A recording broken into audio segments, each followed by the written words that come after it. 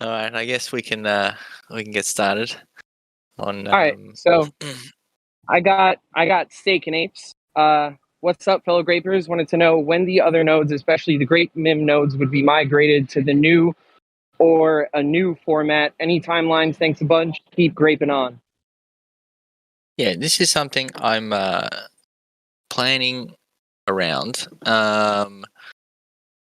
Because there's a few options here. I'd like to kind of move it more to maybe a press. And I've also been talking to EMP to possibly utilize their system for the peg pair, which is what that is, the Great Mim. But that obviously would require them to I guess be to deploy that and then get around that and even accept it. But I think they would be happy to do that. AJ seemed well more at than happy SmartCon. I did meet somebody from their business development team, and he figured out that we were from Grape, and he was pretty keen on getting us whitelisted for the detonator contract. So I think that they would be super open to that idea, and he just pretty much told me to let him know whenever we were ready for the most part. Yeah, okay, sweet. I mean, I think it works a little bit better than the than the nodes for that. I mean, at that time that we launched them, we obviously didn't have any other. We didn't have the press. We didn't EMP wasn't licensing out their detonator or anything like that. So we didn't have, I guess, like the data to see how well it would work. And then the problem with the LPs is that it's half MIM, in that it's not protocol native tokens. They kind of make it a little bit easier for us to manage. In other words, with the Grape nodes, at least we can even top it up because we get that seigniorage in Grape directly. Whereas if we were going to do the Grape MIM, well, I mean, we could technically do it in a way where we'd sell half, zap in, and then have an LP that way. But you'd be purposely selling half of the Grape to add liquidity, which is good. But it's something that you can't really do below peg. As the DAO, you would want to avoid that selling Grape, even if it's to enter liquidity. So I mean, I want to fix those Grape MIM nodes to kind of get those investors in a better position.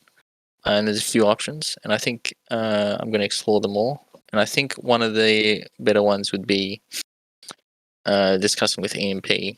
We can utilize the detonator, which then we'd need to have some sort of migration for the people in that. So something to work out there. But so no exact timeline right now, but something that is not forgotten. All right, that's a good answer. Next one, I got Blubber. Any plans to include the Winery collection with Vinium NFT staking? I don't think we're doing staking, NFT staking. I don't think that was a thing that we mentioned. The only thing that we did mention is NFT lending, which is something I definitely want to do. Something that I think would be big in the coming future as well. There's not too many NFT lending protocols. I mean, and the ones that do exist are very new.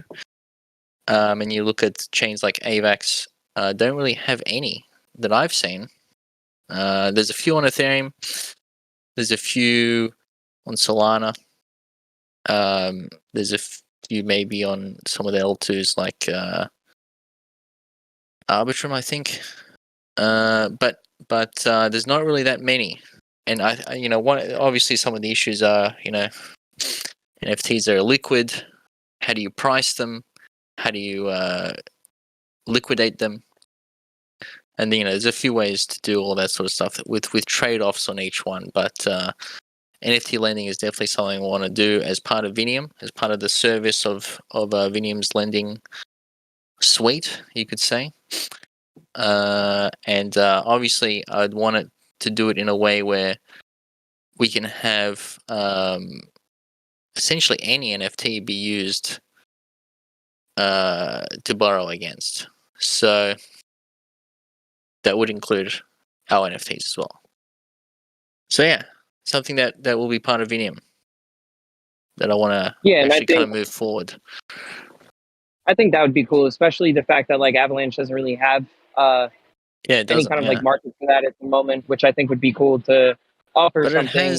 It has a lot of NFTs on AVAX, and they're growing. The NFT marketplace is growing, and also I think I just saw something today. OpenSea seems like they're about to launch on AVAX as well, and obviously, if you know OpenSea, they are the biggest NFT marketplace by far. And I think I'm not sure exactly where they are. I think they're obviously on Ethereum, but then I think they're also on Polygon, Solana, and I think recently just Arbitrum. And so I think there was some alpha leak on Twitter that I saw of OpenSea's someone watching their devs release some contracts on AVAX, following the kind of like same like process as they did for Arbitrum, when they kind of like they kind of just announced it out of nowhere. So it's not officially announced, and it's kind of just a rumor right now. But it seems like OpenSea is going to launch on AVAX, which would be pretty big for AVAX NFTs, to be honest. It would bring a lot of exposure to AVAX NFTs to the other chains as well, like the big NFT chains. Obviously, Ethereum being the biggest one by far, and then Solana, you could say closely in second. So, I mean, that just kind of solidifies, the NFTs on AVAX being, kind of a big thing moving forward, and something that we can offer as part of our NFT lending service, is to kind of like ride onto that. So, yeah, just some extra info I saw today. Yeah, I think that would be cool, and we should definitely maybe talk to Ava Labs about that when we have a call with them in about like a week or so, and kind of just see if they'd be able to kind of support us a little bit, Absolutely. So I'm out of AMA questions. If anybody would like to raise their hand and come up and get on voice chat and actually ask a question, y'all are more than welcome to. I'll call you up on stage. I know normally people are a little shy, so I'll give it a minute or two, and then Nick and I can go into. You can just use the live chat as usual. And I'll also just touch on maybe the week in general. Obviously, I mentioned last week, I think we just crossed over 1,000 epochs, and so this is like a week past 1,000 epochs. So 1,000 epochs is a big achievement, I have to say. We actually, it's we started mid-January. It's now early October. Wow. So that's quite a few months. The halfway point. Well past the halfway point. Yeah, exactly. I mean, that's quite a few months of the protocol being around. And I think that kind of means that we're like the longest on AVAX as a seniorage protocol. And we've actually done quite a lot in that time. A lot of different products come out. Obviously, we have an NFT collection. We have our nodes, which were very successful, and the NFT collection as well was sold out. We launched the Playtone game. Some things coming up for that soon as well. And we're just about to launch Vinium as well.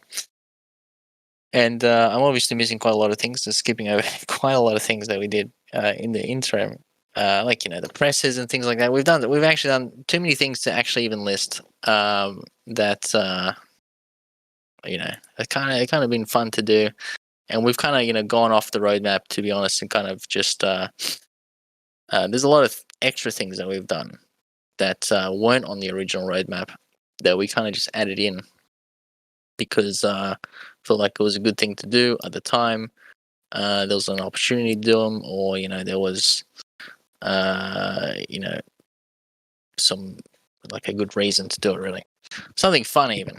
So, and there'll be a lot more fun things coming up. Obviously, it sort of just means that we've been around for 1,000 epochs. That's over 1,000 epochs. That's over 250 days. It's a very long time in DeFi, especially. As I mentioned, longest running seniorage protocol on AVAX by far. I remember in January there were quite a few. In January it was pretty hot to have a tomb fork around, and it's kind of surreal looking around at tomb forks that I launched around with at that time that don't exist anymore. They're totally gone. Only a handful left from that time. Obviously, the market has been pretty brutal in these last few months, so it's pretty hard to keep a project going, especially a degen project that kind of relies on essentially like degen projects rely on the bull market a lot more than sort of revenue based projects because obviously you're relying on people to want to ape that 500% APR or whatever, which everybody in the bull market loves to do because there's a very high chance you're actually going to make that return in a bull market. Once things turn around into the bear market, it's much lower chance that you're going to make those returns. Just because there's not enough capital around. So, it makes it difficult to run a degen project. But that's why, kind of even from the beginning, we already had the plan to launch a revenue-based service or kind of move off into a revenue-based service, which, we had a lending and borrowing platform on the roadmap very early on. Essentially from when we did the roadmap, it was on there. So,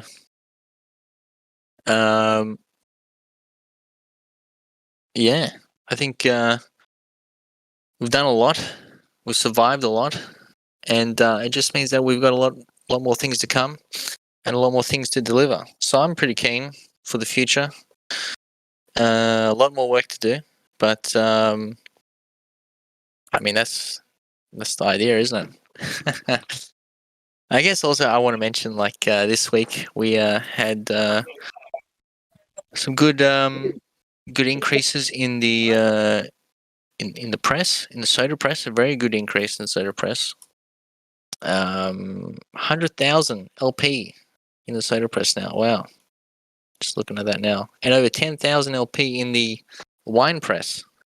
Both increased in actual LP numbers, which is really good to see. And obviously, with the soda press, you have the bonus of the compound bonus that we added in, that you can it starts at a lower APR. It starts at 1% APR. I know it's very low, 1%. Wow, daily. But you can boost that by compounding. It increases your amount. So and it does differently to the nodes. So that's why I kind of like the prices as well. They're a bit more of a sustainable system. and then you're actually guaranteed your 90% ROI, which is the amount that you deposit in the beginning, and the 10% goes to the rest of the pool, essentially, and then the lotto and whatnot. So I think it's I'm glad that people are liking the presses. Obviously, the TVLs are growing. Get the actual numbers, but I think we have over 150,000, almost 150,000 of liquidity in the Grape LP, which is really good. I think we almost doubled, maybe even tripled this week. That's pretty insane. So yeah, the presses seem to be working really well, which is great to see. A couple more updates coming from them for them as well, and a couple updates for the nodes that I want to. Obviously, I already mentioned I'm going to do it as a proxy contract, and then there'll be a couple updates inside that, and looking to do a couple other things like for the game this week. We'll probably be releasing a couple things, such as I saw the shares minted out as well. So in other words, we're probably going to buff the magazine a little bit, just because it is kind of low. So we're going to kind of buff it a little bit, and also going to release a new, very rare limited tool as like a test run. This one, this was kind of what I mentioned before, that we're going to release some tools with some partner protocols. I think that's something that would be pretty cool for like both communities, and something that we're working on to find some communities that want to do that with us. But initially we're going to do it as a tool that we essentially already have ready. We've had ready for some time, but we wanted to mint out some of the other tools. So now we're going to release this tool as a very limited edition tool, and with some good stats. But it's not going to be crazy stats. So even if it's very limited, it's just going to be slightly better than hydrometers, but not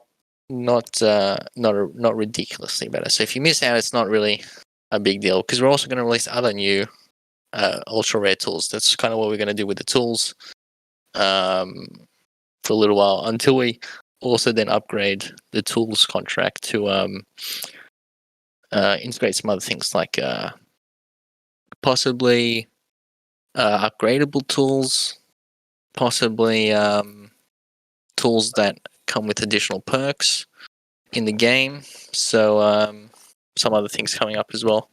Also going to launch an S vintage press as well. It's like an extra thing. They'll have a very high APR to kind of boost. If you want to play with the press, you can do that into the S vintage press as well. And then we'll still keep the winery. Oh no, the vineyard S vintage pool as well.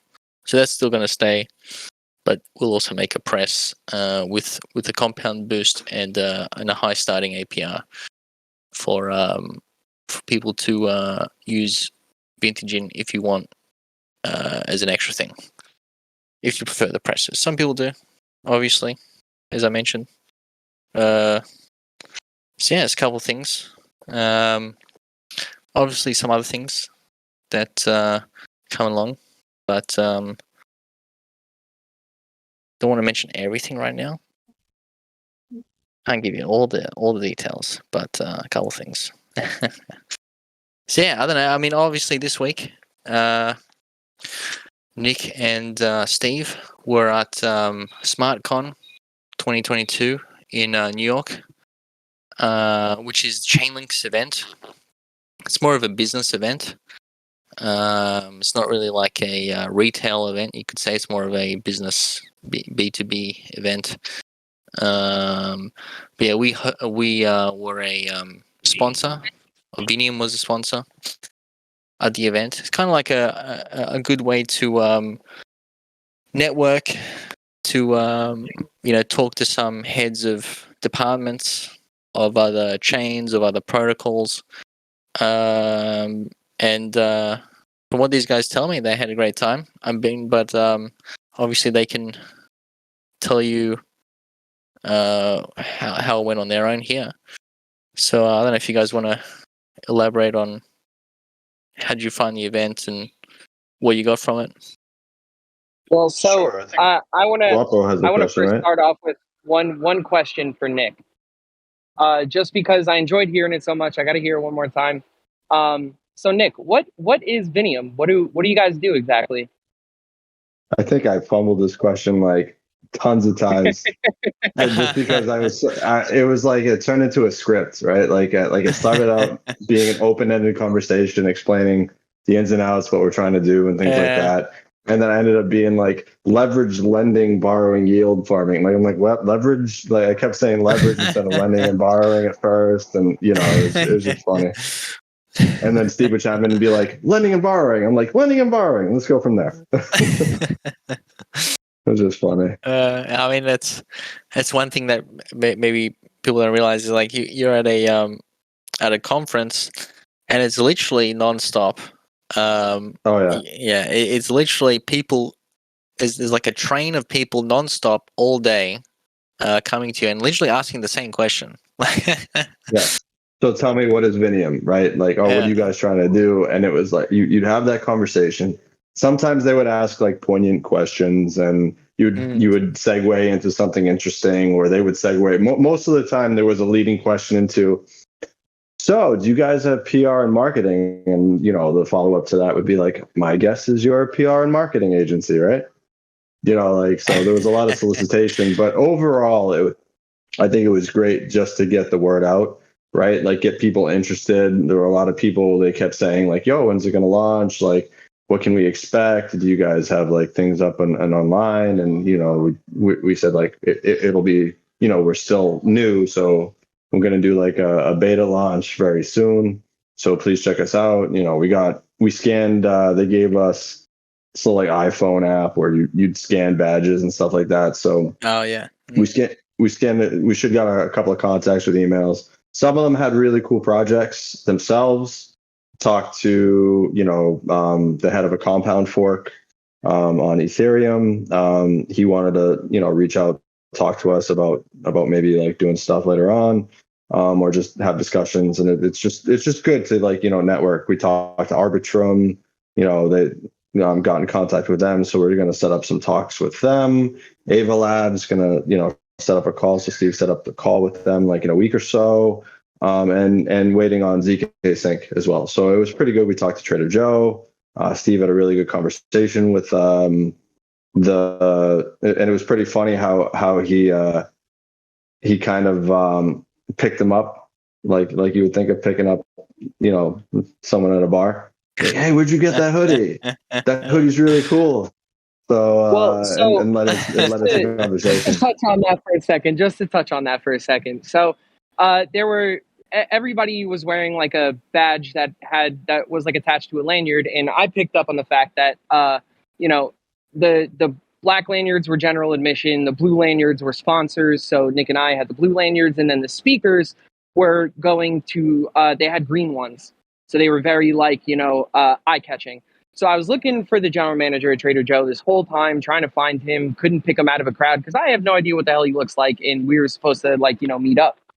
He wasn't exactly responding to my DM in the group Telegram chat that I have with him and his lead marketing guy. So I'm looking for him the whole time, and Nick and I attended an after event that was sponsored by Binance. So I see these two guys walking around in Trader Joe hoodies with the green lanyards on, and I'm like, that's got to be them. So I got to figure out a way to start a conversation with them. So as soon as they walked by, I was like, yo, man, I got a quick question for you. Those hoodies, they're dope as hell, man. Where can I buy one? He's like, oh, we only gave them out in Barcelona. And so you could only get them if you went to Barcelona. We don't have any more. And I was like, so what do you guys, do you guys work for Trader Joe or something? And then he was like, yeah, I'm the GM for Trader Joe. And I was like, perfect. You're the guy I wanted to talk to. There it is. So, I weaseled my way in there and I did what I had to do. But,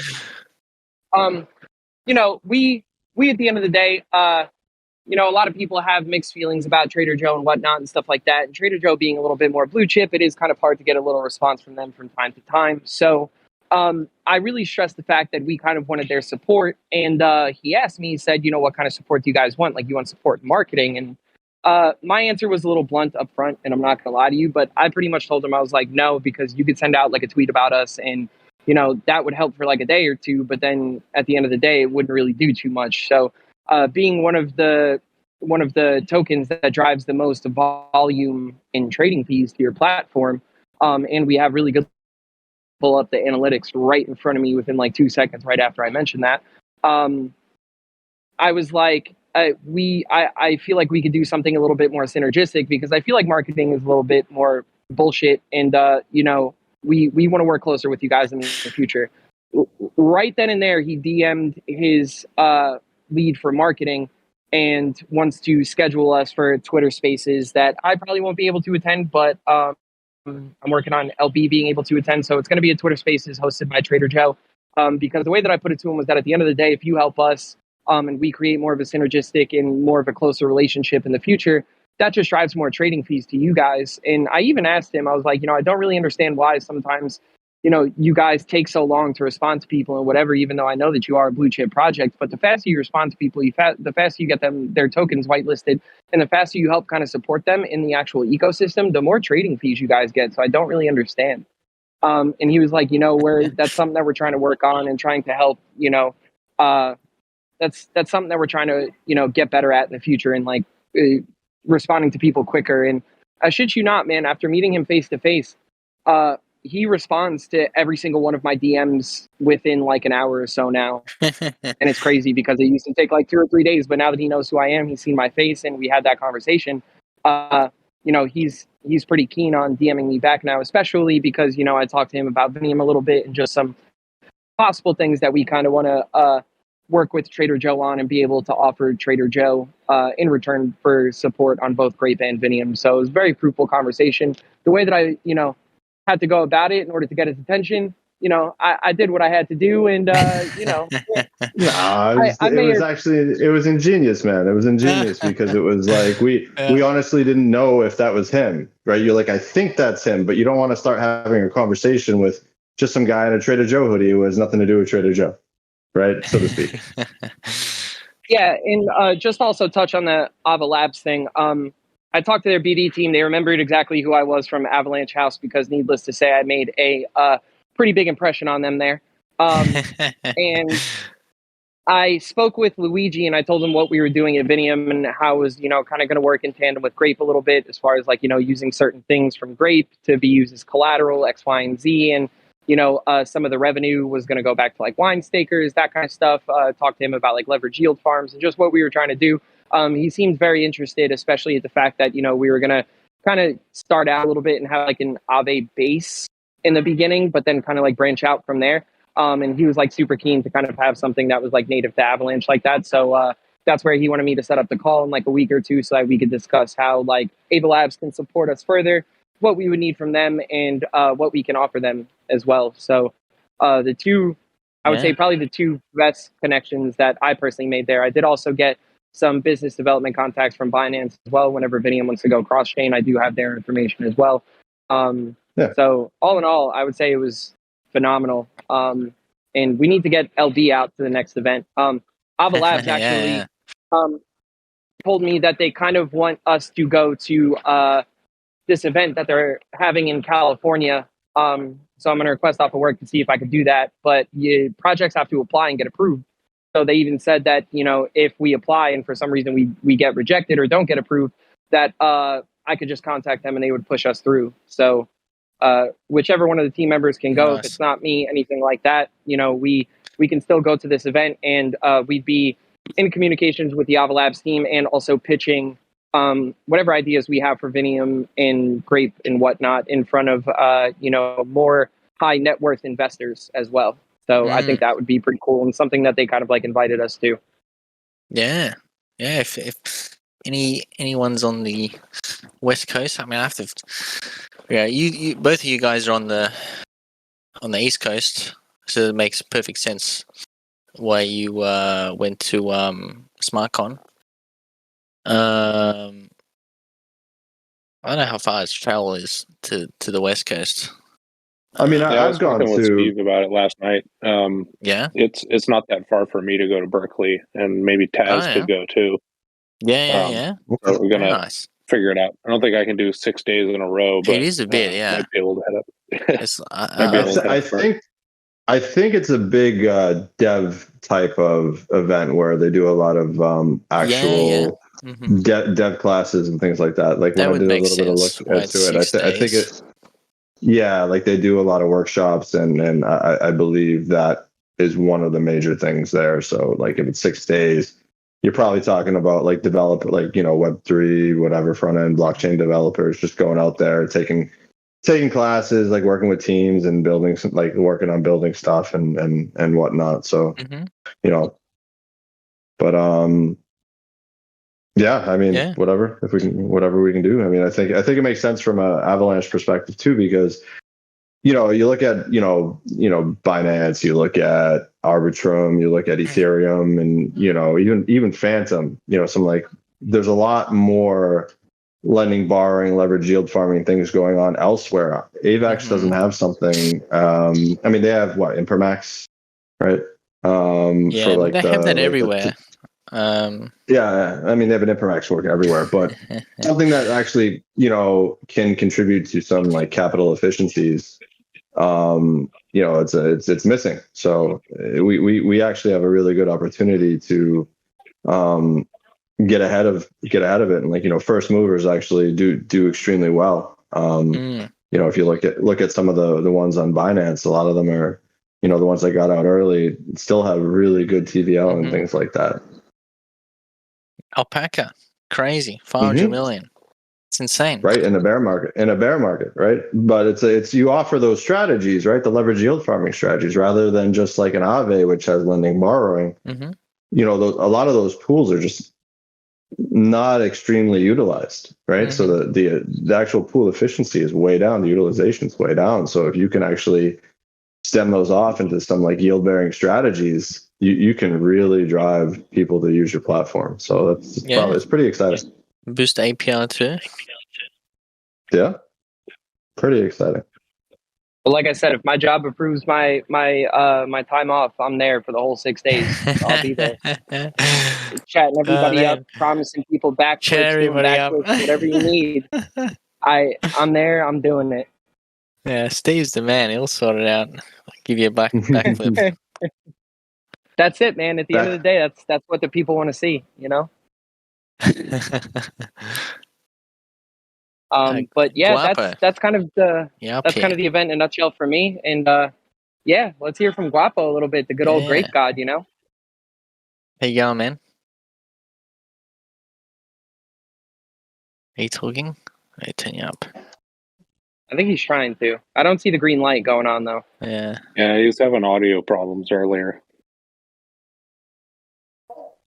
It is a thing. It is a thing. I do got a question for you though. In the meantime, LB, that I just saw in the chat. If you want. Yeah. All right. So happy to. So this comes from Will of D, DeFi Pirate. Happy to be a part of the Grape family. Lots of things happening, especially lately with everything that's been accomplished so far. What do you think are the challenges in the short term, like next 4 to 5 months?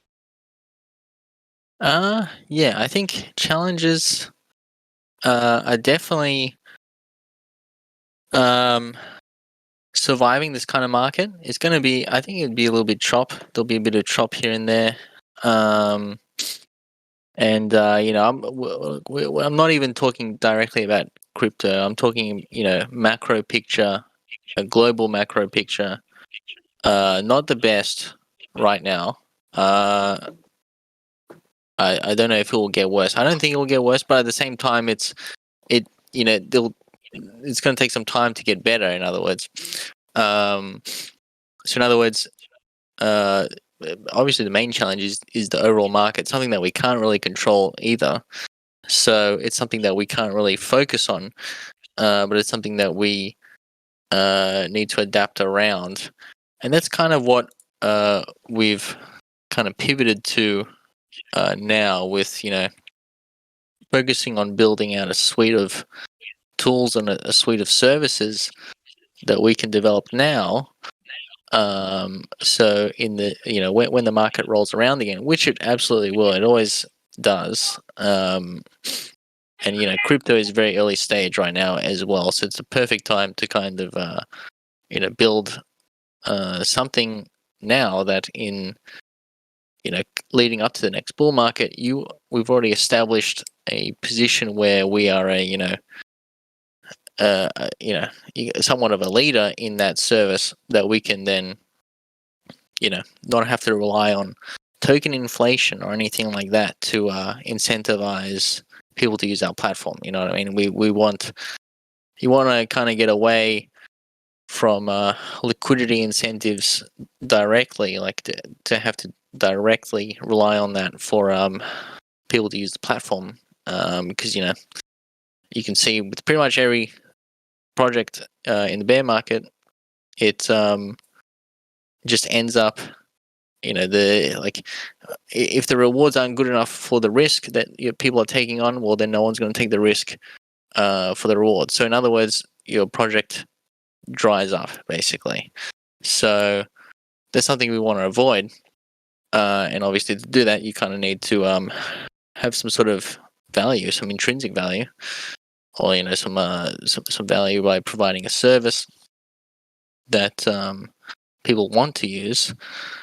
And the best thing about a bear market is that you kind of have time to build that out. I think I mentioned this before, but like in a bull market, things are crazy. Things are really fast paced and insane. Like you have to move very fast to kind of even just keep up with the market. This project popping up, that project popping up. New fork of something that's really popular, like a new this project's getting like 100 mil TVL just like out of nowhere. Like it's pretty full on in bull markets to just keep up. In other words, it means that you don't have time to really sit down, strategize, and develop something longer term very well, because you're actually spending a lot of time trying to keep up with the market. But in a bear market, things take more of a slower turn, where you can really strategize.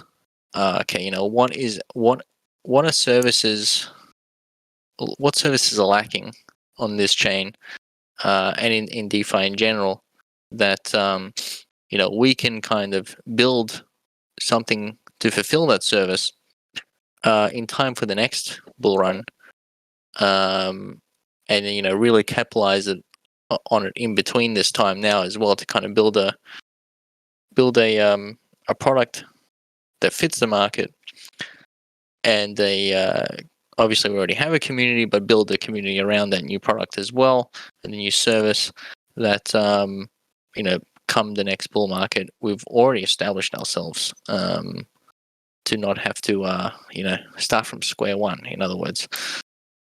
So I think really the main challenge is staying afloat during this market, and I think that's something we're doing pretty well.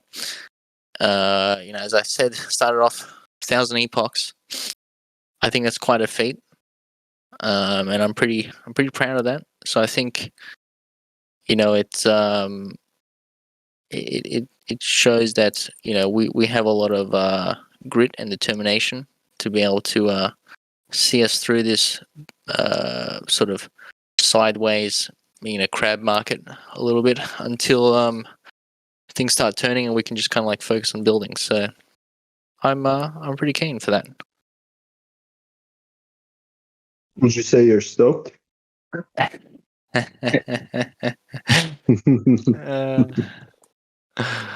I'm not, I don't really say it's Sorry, stoked. Sorry, it was It's not just in an my opportunity. vocabulary. But I'm stoked. No, I'm pleased. I'm pleased where we are right now. Yeah, it's good. We're good. So Guapo G. unless Guapo's got his mic situated, I got another question for you. So we'll give him a Yeah. minute, see if he's got situated, Just, and then I mean, butt in anytime you can talk. Butt in, or we can hear if we can hear. All right, so I got Will of D DeFi Pirate with another question. LB, you mentioned there were a large number of projects that started back up in January to the February timeframe. Ice Cream Finance, Sunday Finance being one that are not around anymore. The Grape team has adapted to the market, to the need to involve the protocol during this bear market. Do you see a wave of new startups that take advantage of what made Grape successful during this time? Well, I think I would say no, because they don't have our team and they don't have LB. I mean, that's the thing, right? well, look, DeFi is pretty open and collaborative market, and I think that's what I really like about it. You can take you want to take. You want to do research on every project and basically take the good and the bad, see what they do, see how you can adjust it for to better suit our project, and better suit our goals and things like that. So I do a lot of research on DeFi in general. Like when I'm not specifically working on things to do, like new things that need to be done on this project. I'm doing specific research that can help this project anyway. So I like doing the research as well. I like looking into what's up and coming in DeFi. What what are some of the really smart, like the really smart people in this space? What are they doing? What are they building? What what are new sort of protocols and apps that are being built and services that are being built on different chains, and where it's being built. So I like doing that, but I'll tell you, there's a lot of really cool stuff that is being built in DeFi, and I'm not talking about degen DeFi. I'm talking about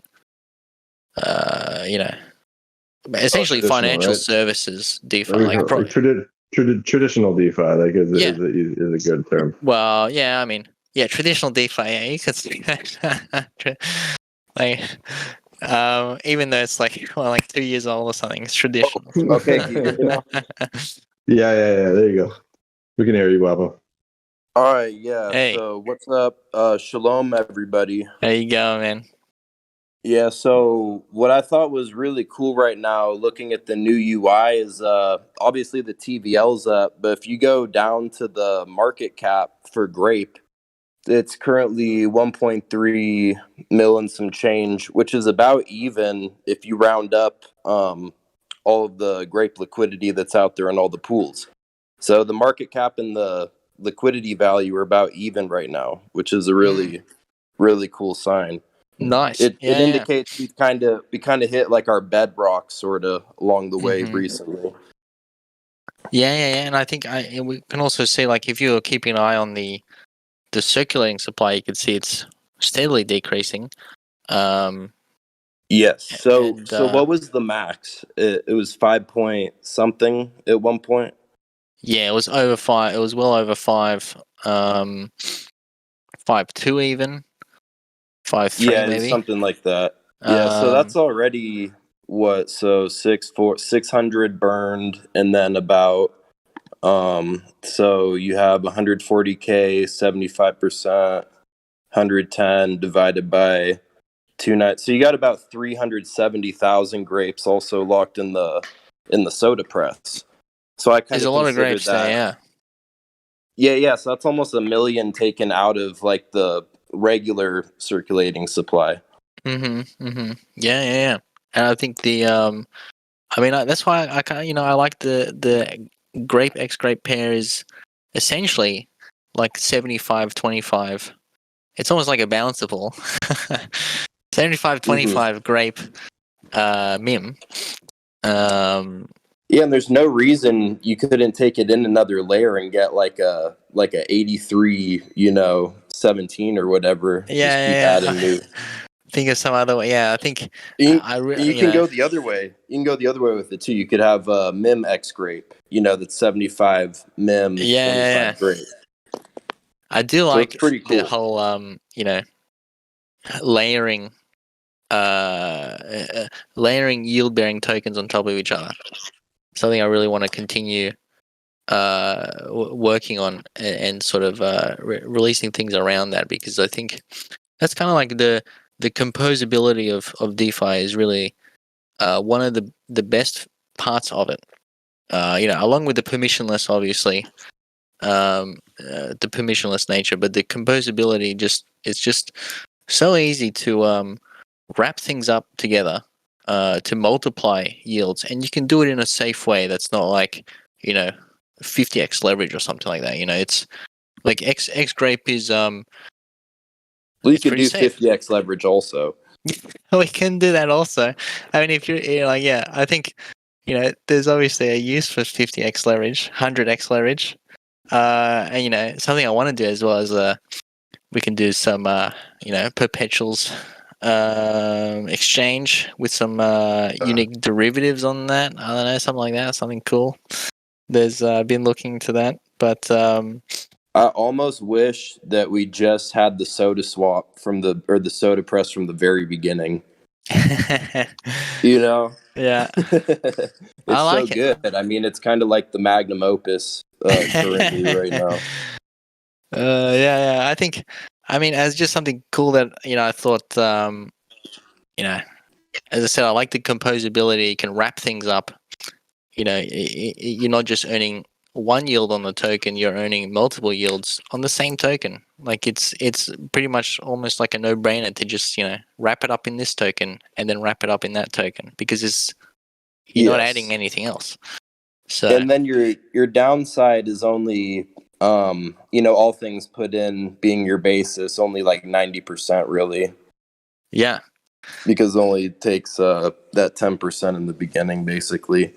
So it's a from the really soda nice, press, yeah.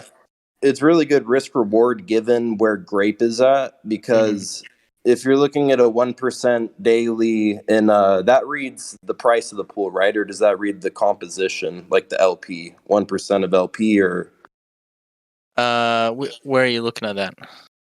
so like for example on the soda press, the 1%, would that be like if there's 100K, it's $1,000 worth to you each day, or would that be if you have 1,000 LP, it'd be 10 LP to you, or is there even a difference between the two? I have to check that out. Actually, I've totally forgotten now. I think it's it would be either of those, obviously.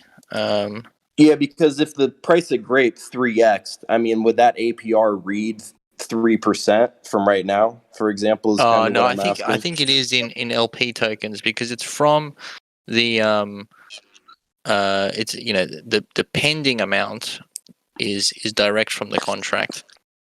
But Okay, so given that, if you enter the soda press right now, this low on grape, you stand to actually ROI dollar wise much dollar-wise, yeah, faster than if you did it later down the road.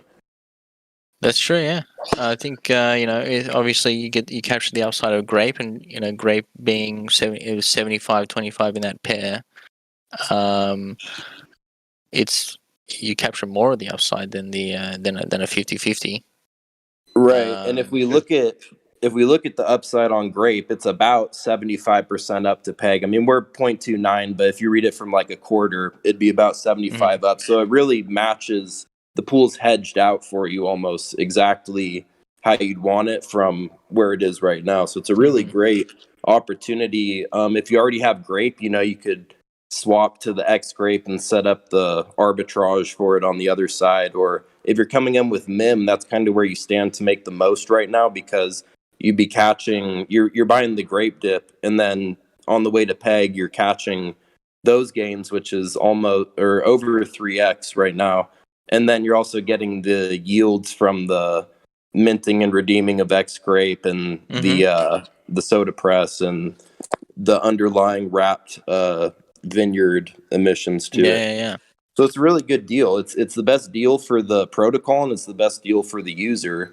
I kind of don't care about anything else, honestly, but the soda press right now. But yeah, it's pretty cool. Yeah, thanks, man. I mean, I think as well we're going to have X Grape, and I'm also going to add Grape as collateral on the platform on Vinium. So I think that will be like an extra. You want to take some profits. You can obviously borrow against. Borrow stablecoin against. You can technically leverage as well if you're right. real You danger. could borrow, sell, buy something, take a long position, or vice versa. Yeah. We also have I'm looking to add some automated shorts for Vinium as well. Obviously not for Grape and exchange. You can't short us, but you can essentially deposit a stable coin, and then you can basically like one click short AVAX or Bitcoin or something like that. Essentially all it would do is just like borrow it using a stablecoin collateral and then selling it directly on the exchange. And it's just kind of like the easiest way to short. You don't even have to go through an exchange. Obviously, you kind of have to wait until there's a good APR for that. But usually, you'd probably pay less than in perpetuals, like depending on how long you keep it in there for. Perpetuals are usually can be like 20% a year even. Yeah, more options to the market provided from what's essentially the Grape community and protocol and stuff. Yeah, definitely. Because that's what it's all about with the algorithmic coins, is building up your own little economy, around it. So that's great. Great to have options. That's all DeFi is. No money's made in DeFi, for anyone wondering. You're just given options. It's a zero sum game.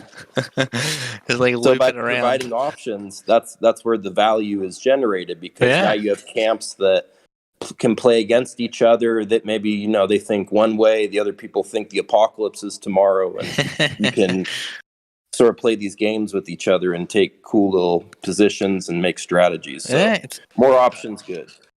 Definitely a very highly competitive market, which but that's good. I think it's like it is essentially one of the freest markets that exist in the world. DeFi, essentially, you could say it is the freest market in the world. Well, it's the bleeding edge of finance. There's no breed of people, if you can call them that, that's more dialed into the markets and the technology and the geopolitical stuff. It almost leads the regular markets. If the markets are closed and some DeFi or Bitcoin stuff is happening on the weekend, it almost opens that way. So sure, you gotta watch it. You gotta watch it on the weekends. Yeah. I mean, I don't mess around with I don't even care about Bitcoin at this current state, but yeah, it's pretty nuts out there watching the short squeezes and all that stuff. I know, right? It's what happens at night and on the weekends when there's no volume or orders in the order book. You get that little short squeeze. You get trapped.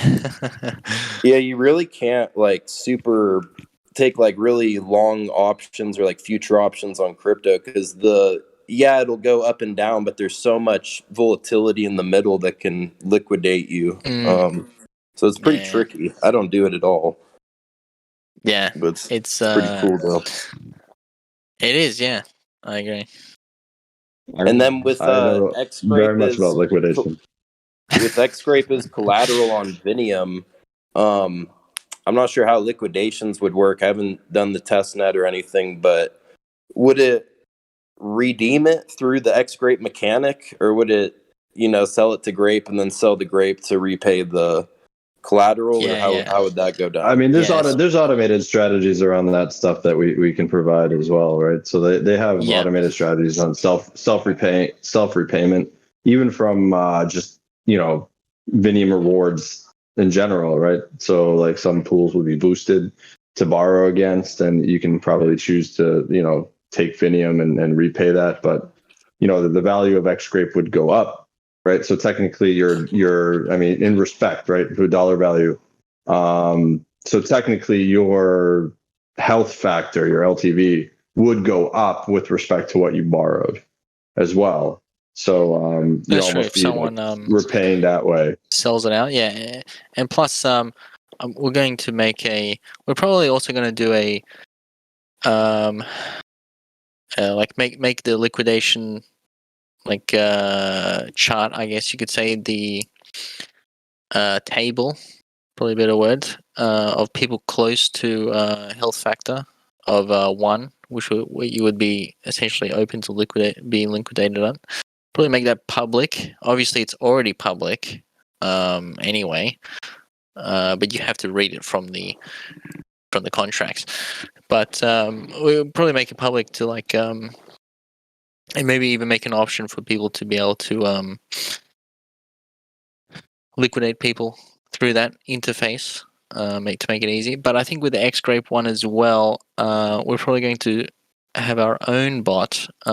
So X-Grape will probably launch on the platform just slightly after launch, because we're going to have our own bot essentially in the beginning for X-Grape, because it is a little bit complex if someone wants to liquidate that position. There's a few steps involved, obviously, and I want to make sure that it's not just like, I mean, you can technically sell it on you can sell for Grape and then sell the Grape, but until that liquidity grows a little bit more, I'd want I'm going to have a bot that we specifically run for X-Grape that essentially sells the X-Grape using the contract itself to give it to the Magic Vault token, and then withdraws the Magic Vault token, and then splits the LP to get the raw tokens. So is there redemption in there? Is there the opposite of the mint in that process with the swap and the X-Grape?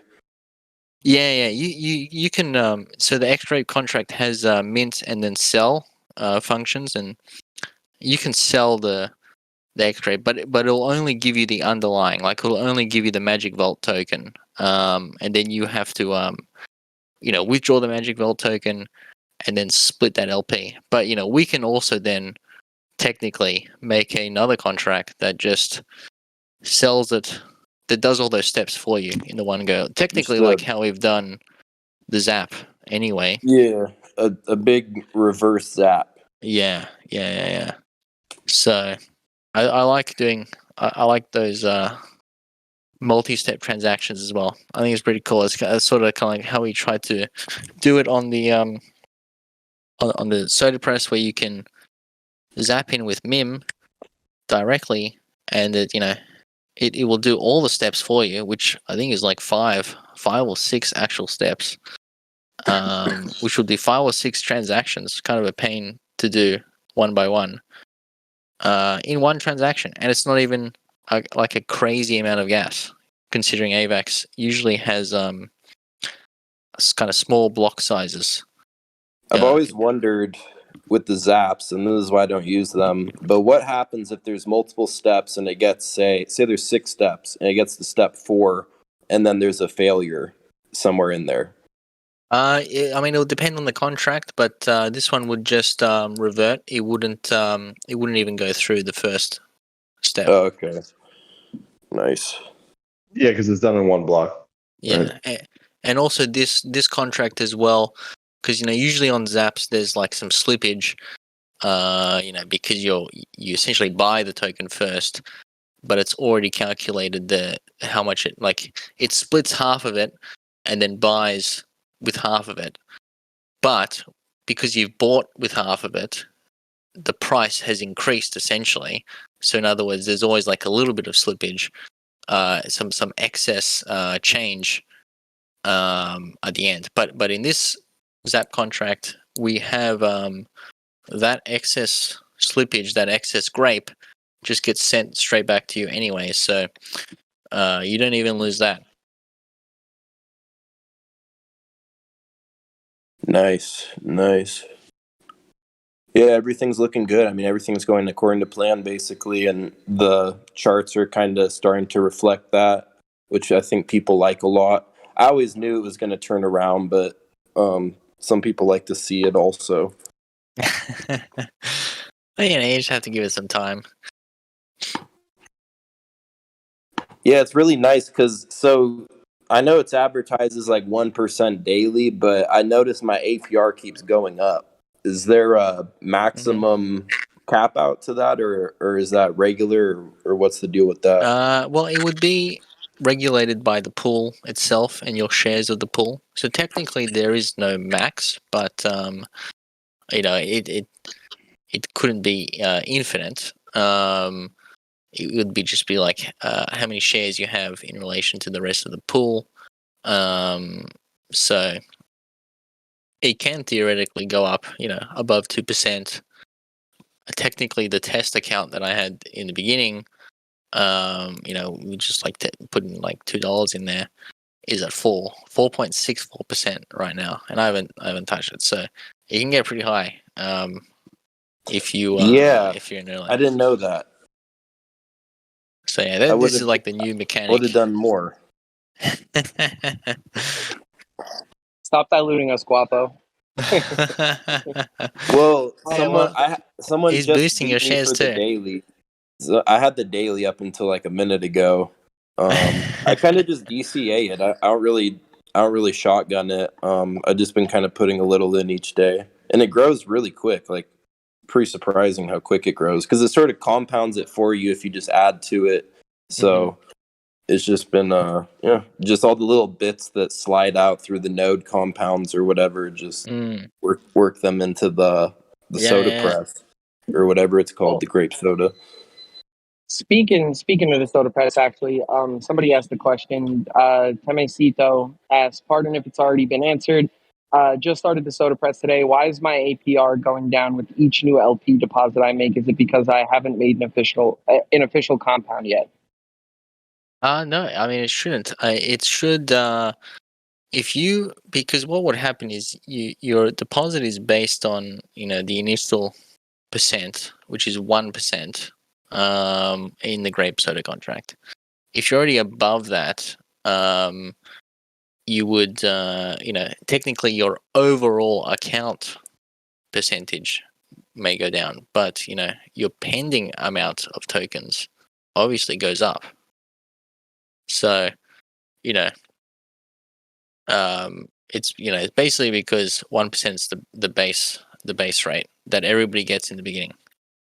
So if you add extra amounts in, you'll get that base amount, but averaged out onto your account. But the pending amount obviously increases, which is the actual amount of tokens you get, and then the compounding also actually increases your pending amount too, by essentially by an amount of how much you have pending. So there actually is an incentive to compound in this one. But even still, the wine press has done pretty well, and it doesn't have like a true. It doesn't have as good of a compound incentive as this one, as the soda press. But that amount of liquidity is still growing. I think it's half of the actual supply. Almost half of the supply of wine mim is in the wine press. It's quite a lot. That's actually that's pretty impressive. I'm not gonna lie. I haven't partaken in the wine press myself yet, but I probably should. Quite a lot. I'm team soda press. Yeah, no, you've converted to the X Grape Maxi. We should It's just the a way to rapid go. version of wine. It's the optimal way for one to enjoy their grape. Is the soda press. Clearly, I'm open to any debate about it. I mean, from what I've seen, it's the best option. I don't think anybody questions the grape god at the end of the day. You told me it was better. I wouldn't even need to look into it or debate it. I'd just be like, yeah, Guapo, you're right. It is better. Yeah, I already did all the tough work of trying it out, and I mean, to be honest with you, the conversation that you and LB just had, I don't know if it's because I'm coming off a 16-hour shift, but yeah, that melted my brain a little bit. So you were doing math, and before you I was can. looking like that. I was gonna say, before you can build a beautiful, well-structured brain, you have to melt it down to its core components. Rebuild it. You have to Yes. melt it down, Leave it to Guapo. Leave it to Guapo. That's all I gotta say. So I got another nice. question for you, LB, and this comes from Galactic Bull. Yeah, nice. So, with everything you've experienced within the last few months, what is something you would say to somebody thinking of launching their own seniorage fork in this market? I think it's a tough time now to launch a seniorage fork, essentially, unless it's something very different, with a unique sort of model. That would have to actually be pretty different, to be honest. Right now, obviously, degen plays are not really in. Tune forks are not really popular at the moment either. People aren't really looking for them. So that's kind of like we're almost moving away from. I mean, obviously, seniorage is our base, but we are not 100% focused on the seniorage. We are branching out. In other words, so I'd probably say don't launch a seniorage fork right now. Launch something. Launch a service-based app. Launch. There's a lot of cool DeFi apps launching. All around.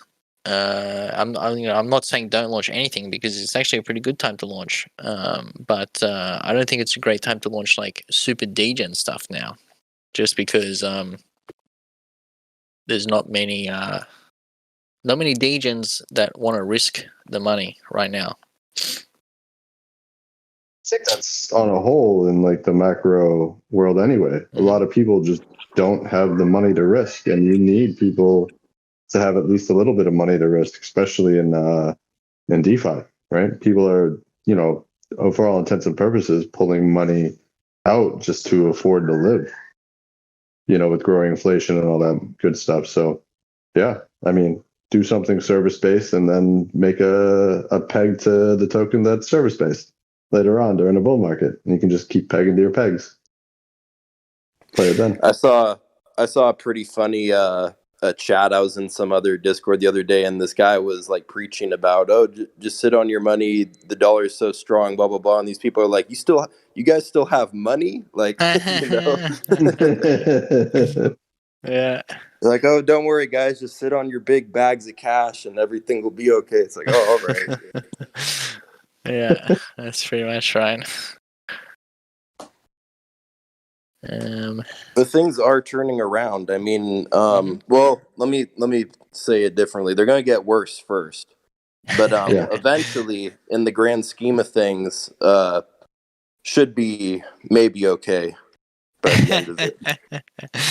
Yeah, it'll come around again. Yeah, there's no reason not. It's not like this is the first time there's been some sort of recession talk. Massive around the world kind of recession, depression type of deal.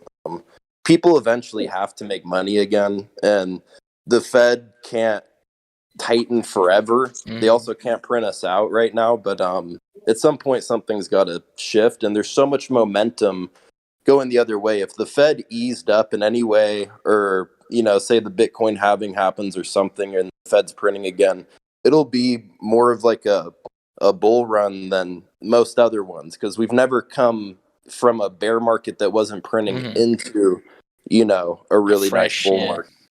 Like a fresh so there's start. A lot of momentum here. Yeah. Didn't you just say, Guapo, you got to melt it down and rebuild it? Yeah, exactly. Melt your brain. It's a cycle, and it goes. It's historical, and it's it's created, and then it's maintained, and then eventually destroyed, and so on and so forth. And hopefully it gets better with each iteration. Sometimes you regress also, but typically that's how it goes. I mean, there's always a crash. That's why I'm a bear. I know a lot of people are bulls or whatever. It's not popular to be a bear, but there's always a disaster. You can always be certain that something will go wrong, you know, because anything can go wrong. Definitely. Wait, so you're a grape god that's a bear? I'm getting very lost here. Yeah, well, bear in crypto just kind of means like you're more cash heavy, and you look for dips. Like you want to buy red, you're always looking for red to get dips. You want things to go lower, basically. Anytime, all you have to do to make money as a bear is just for the market to go down, which it always does at some point, you know, and it goes up, of course, also, but that's a lot harder to capitalize on for whatever reason than the down part. So yeah, and being in stables is good because Grape is a stable coin. I know a lot of people forget that. At times there's a conspiracy that it's under peg or something, but basically we have it all. So we have like the shares, which are like I consider like assets, so they'll move really volatile when markets kick on. And then you have the Grape itself, which if it can continue to make its way into more health like it already is, and we're on course for doing, then there's a good chance people in stables who are waiting out the bear market will utilize Grape as a stable to earn yield on their stables while they're sitting around. So on both sides of it, on both sides you have something good at Grape. You know, if you want to go more stable, because if you can buy a MIM at 30 cents on the MIM dollar, then that's like a really good way to enter a stable, kind of, especially if you think it's returning to peg, which it looks like it is. 30 cents, yeah. I mean, it's a good deal for a $1 asset. Well, what's also good though is like once you can use it as collateral, you no longer have to sell it to do something with that money. I mean, sure, you can borrow some against it to go, you know, farm another protocol or do whatever you want with the money. So like it gives you a good way to use your capital without having to sell Grape under peg. You know, it can help it get to peg and not handcuff you to hold an asset forever, waiting for something to happen. Right. It's actually a very good tool for even other protocols. So, you know, with Vinium, you do have the ability, unlike an Aave who probably doesn't usually list like, you know, kind of DeFi other third-party DeFi apps tokens on their thing. We have the ability to actually break through that and do offer certain partner protocols that ability as well, right? So like there is a way for people to use their capital more efficiently and yet not sell tokens that they don't want to sell, that they are bullish on. And that's another thing as well, another like bonus. You can offer these isolated pools essentially for more risky assets. And it's, in other words, a way for protocols to raise capital through debt, essentially using their native tokens. You know, and not just like the people in the community don't have to sell; they can actually borrow against it. But the actual protocol, which is the largest holder of the tokens, can also use it to you know, have to borrow against it and not have to sell the tokens, can actually have funds to finance things, to fund things. So I think there's a big utility there for exactly for protocols and, you know, DAOs and things like that to utilize native tokens as debt or to finance debt. Yeah, I actually had a discussion with the guy that I told you about, LB, the what was it, the Unfederal Reserve guy. Yeah. He said that they won't make the same error though, because they allowed their native token as collateral, but they also allowed it to be borrowed. Yeah. And we were like, yeah, somebody like when the market started to turn, you probably got a lot of people shorting you, doing some Free short money. strategies on your Yeah. token. Yeah, it's free money because it's not what you want to do. We need So that's why we need to figure out how to make a coin that goes up when it goes down. You know, That's what just Xscrape isn't that? I don't even know That's what how. But Xscrape just is, no? yeah, like the worse It the always market goes gets, up. the better it does. We Always can goes make up. You always go up Like token. an inverse An C20, inverse, like kind of synthetic or something. yeah. I mean, synthetics. I think synthetics actually has inverse tokens. Yeah, that's really cool. I like Yeah. that. I like We synthetics. could call it the Go Up-O. Especially if you could stake it, because if you could stake it, you could be staking a short position basically that kind of gains on. So it's pretty neat. Yeah, I've been thinking about Didn't synthetics Operator as invent well. that? Carpet DeFi? I was just about to say that we got to call operator in here for carpet. No, always up token. Yeah, operator's That's got the different. always up token. So is Xscrape. You True. guys don't know It's, that? Xscrape is the always up model. I think XUSD. MDB Plus is on that too. Mm-hmm. Yep. Yeah. MDB plus, USD plus, XUSD. Yeah. Mm-hmm. It's a pretty cool model though. I like it. You buy Well, it, it it makes goes up. You sense. sell it, it goes up. Yeah. True that. True that. Well, we're coming up on an hour and a half here. I don't want to take up too much of your time, LB, but I'm still down to chat if you are. So I'll leave it in your Yeah. hands. I mean, I don't know any other questions. I think Danny. Oh, Yes. did anyone ask when's Vinium gonna launch? Yeah, we're going to deploy this week. Should be deployed this week, and then we're going to then OGs are gonna get a essentially to use it on mainnet first, Oh, nice.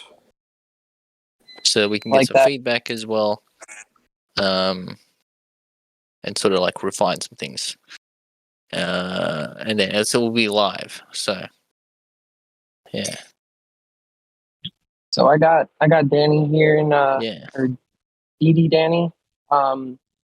Hey team, as far as all the press contracts, can you hit 350% if we never compound, or do you need to compound in order to get there? I heard it first you can set and forget, and then you need to keep compounding as people have learned more about the contract and was hoping for more definitive answer. Yeah, I believe you can set and forget and just accumulate shares essentially from other people claiming. But if you go over 350%, you will be evicted. So Better get those eviction notices ready, huh? yeah, that's in the wine press, and then in the soda press, you directly get a bonus for compounding. Go Soda Press. I had some slight things with the wine press, mostly that I'd rather just hold the wine, but it kind of gives me the same thing with the wine nodes, where it's not an algorithmic infinite supply, so it can't be, for the grape soda you could feed it, if we're printing and say like everyone just joins the grape soda, you could basically run it like, as much as it'll expand basically. With the wine nor mem are really infinite or infinitely accessible through the protocol, so it makes it a bit trickier. Maybe the payoff could be more because wine has more upside potentially, but as far as like stability wise, I just love that grape soda thing, so you could just do it whenever. Yeah, I think with with these contracts, you are guaranteed your 90% of your tokens back. So at least it is a system that you mint the shares and then you own those shares, and those shares are forever that token. So it is still at least protective in that regard. Yeah, they both have a safety net, which is Yeah. really nice. So it's at worst you've maybe wasted some time, but you Yeah. haven't really stepped back at all. Yeah. So Guapo, since your team's Soda Press, can you get us sponsored by Fanta? I know you got a lot of connections. by I who? think Fanta. I'm pretty sure Yeah. you'd be better off drinking, poison than that stuff. But so I don't condone harm to the grape community's health. I'm pro grape health, so no Fanta endorsement. Nice. Damn you for being such a good guy, being a stand-up. You could do like some sort of organic, like fresh hand pressed, grape juice or something. Maybe that's kind of high on sugar though. Yeah, I mean you gotta, it's natural at least. So I guess the last question that I got comes from Galactic Bull, and he's just asking, so seniorage isn't a utility? I wouldn't. Seniorage by itself. I mean, I guess you would define, semantics of the definition of a utility. But seniorage by itself. Zimbabwe thinks it is. Yeah, exactly. Yeah. So seniorage by itself, you wouldn't classify it as a utility on its own. I mean, seniorage is the idea that you mint your own coins, and then the lord, or the owner of the coin essentially gets skims the profit from whatever it costs to make the coin. That's the seniorage. But that's kind of like why it's become popular. It's always been popular with the rulers of the time, is because you can essentially control your own money supply, and make money for free on top of that.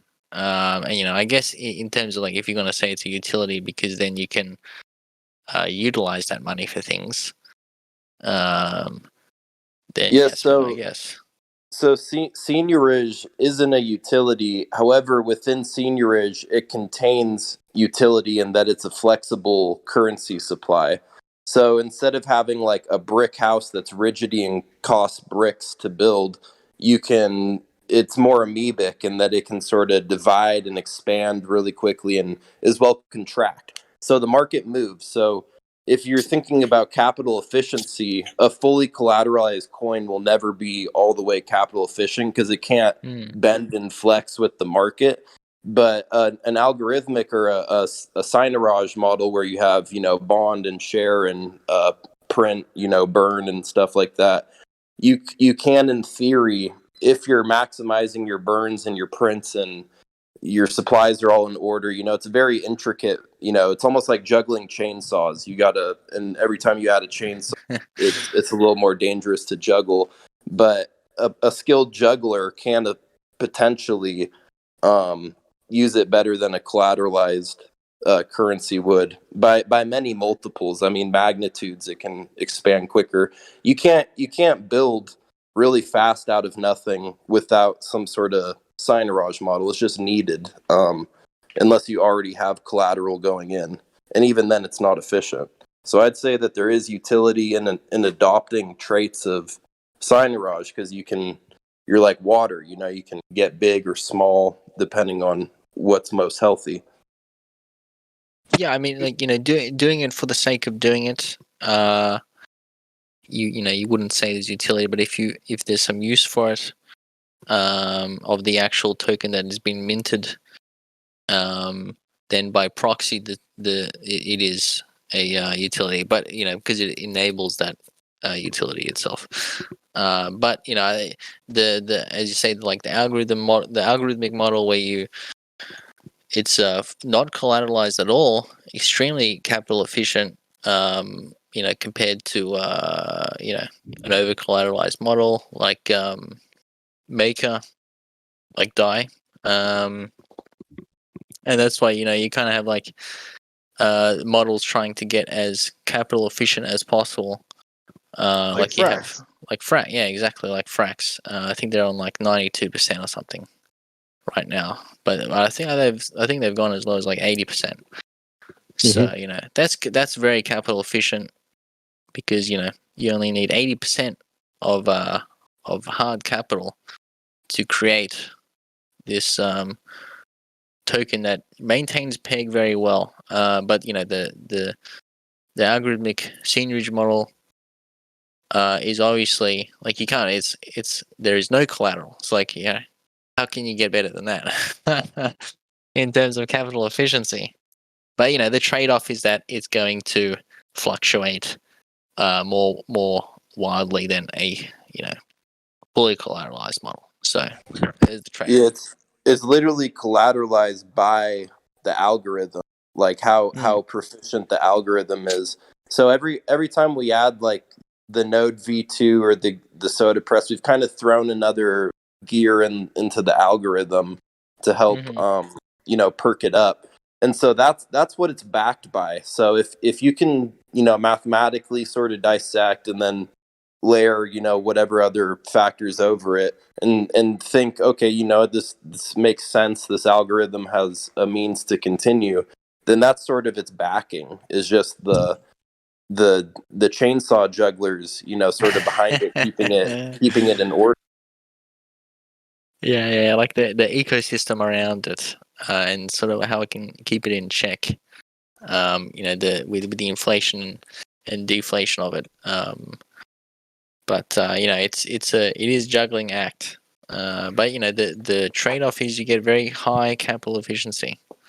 We basically, I think we mentioned this before, but we still have probably over 1 million, or actually close to like almost 1 million of liquidity in Grape MIM across Trader Joe and Swapschool, and that's essentially doubled MIM to the point where there was a time I don't even know what AVAX MIM is at now, but we're pretty close to AVAX MIM, and I think there was a time as well where we had more liquidity, more MIM liquidity than the AVAX MIM pair, which obviously, AVAX MIM has $1 million of liquidity on Trader Joe. So like we're right there. You may like you can trade in certain circumstances. Then it sort of almost you get a better price if you trade through Grape and then through AVAX if you want to get in. If only they enabled MIM routing. I know, right? I know that would help with that. I think it's better there is no MIM routing. There's a infrequency of sandwich botting because of. That's true. Yeah. It's like a natural camouflage, That's true. The Grape that's why you don't have finds a to. way. That's it. That's why you don't have to. You don't have to fight with the bots like by like $100 at a time or something to get underneath around the bots. So. Steve, the MIM routing question's the hard hitting question. I wish you asked the GM of TJ about. I did. I think we did. Yeah, I shit you not. And this is why I love Nick, because he's a very no bullshit kind of guy. So I'm talking to the general manager at Trader Joe, and he straight up looks at him right in his face, like right in his eyes, and just goes, "So, when you guys going to turn MIM routing back on?" And I'm like, Nice. It's all right. He started laughing, but yeah, no, we kind of the conversation that I had with him, we kind of covered a lot of that stuff, and I was very like blunt and upfront with him, especially when it came to the MIM routing and like all that other kind of jazz. So don't worry, Nick asked your question like as blunt as possible. Did you get an answer? No, he kind of just laughed, and then I changed the subject real quick. It was kind of just like. Oh, because he know the segue was you got rid of MIM routing, but you turned on USD routing. Good job. Yeah, he did. That's true. That is true. I trolled him in the chat in the Trader Joe chat when that happened. I was like, "What? How can you preference UST over MIM. It's backed by nothing, and like literally like 2 weeks later, it totally collapsed. There you have it. There you LB have caused the collapse. I mean, you know, You're supposed to be UST you're an exchange. I mean, you know, you're supposed to technically route through whatever token is the best price. You know, if you route through more, you technically get more trading volume, more fees for you. You know, but where are we going to I calculated it. It was like $6,000 a day in trading fees just from MIM because there was, I don't know, something like 3 million in MIM liquidity. Yeah, I mean that's pretty good. Where are we going to get more MIM from? Ethereum? I mean that's where it all is. I think I mean, how long abracadabra until we've exhausted the MIM supply? You know, Grape's going to just keep growing, and there's going to be no more MIM left. Yeah, we're gonna have to become a meme minter. That's weird. Yeah, it's pretty. I do it. I'm in MIM. It's cool. Yeah, it's pretty cool. You can stake the spell as well. Yeah, you can do your AVAX. A couple. They have a lot of cauldrons, but you can get like IBTKs, so like interest bearing tokens that you could. So it's really good. So I got 2 more questions for you, LB. I got this. Is there a way to convert grapes earned from nodes into wine or other grape tokens without paying the 50% claim tax, or have to pay the 50% claim tax no matter what? Now, if you compound, right, I don't think that the tax applies. I think you get that extra, like just tax free, right? That is the way you compound a node. Say you've got like, you know, the way is you have like 99 grapes pending, and you compound. It's going to compound one node, and it's going to claim 49 grapes tax free. So in other words, you are you're feeding the pool, you're benefiting the rest of the pool and yourself, and the benefit that you specifically get for that is completely tax free claim. So it's a fair system in that, or you know, you can claim at any time anyway below peg, and you'll be charged a 50% fee, which essentially just remains in the pool anyway, for the others to earn from. So claim and get taxed, or compound and don't get taxed? I wonder what the better answer is to that. Yeah, well, you know, it's up to your strategy. You can do a bit of both. There's also a third option. Yeah. Don't claim. And don't compound. Do nothing. Pretty good option. Pretty good option too. You have to understand when you compound, you're slowly but surely leaking out grape. If you do nothing, then you just stay in place, and everyone who claims it, you'll see it pop up into your APR. And you have that much grape at the wheel, you know. That's true. You maintain your allocation in the pool. So got one last question for you from Quam Industries. Their Vinium launch next week. To migrating the other nodes to V2 ? Well, yeah, that is another thing that we are essentially doing. So yeah, so I think we touched on this earlier. Yeah, there's a couple of things we need to do for the nodes, and I said that as well. We're going to also discuss with EMP about migrating to a press for the main peg LP as well, instead of a specific node for it. But you know, not set in stone yet. But that is like, you know, something that we're not forgetting. In other words, it's on the list. Awesome. So I'm out of questions, I guess, for now.